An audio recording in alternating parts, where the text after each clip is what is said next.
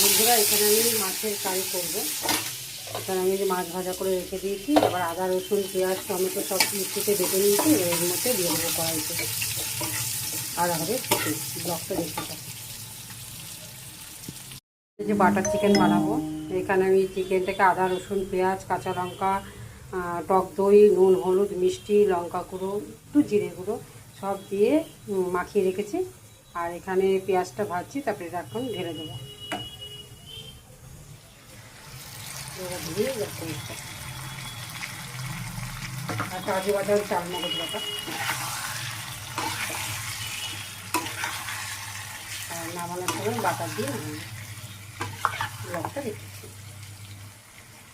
মাছের কারি হয়েছে, আর এখানে ঝোল হয়েছে, অল্প চিকেন দিয়ে ঝোল হয়েছে। কিমা শাক হবে, যে কিমা, আর এখানে বেগুন, আর বাড়ির লোকের জন্য নিম পাতা। ব্লগটা এই বেগুনটা ভেজে তারপরে কিমা শাকটা দিয়ে ওটা ভাজা ভাজা হবে নুন হলুদ দিয়ে, আর কিছু না। ব্লগটা দেখতে হবে।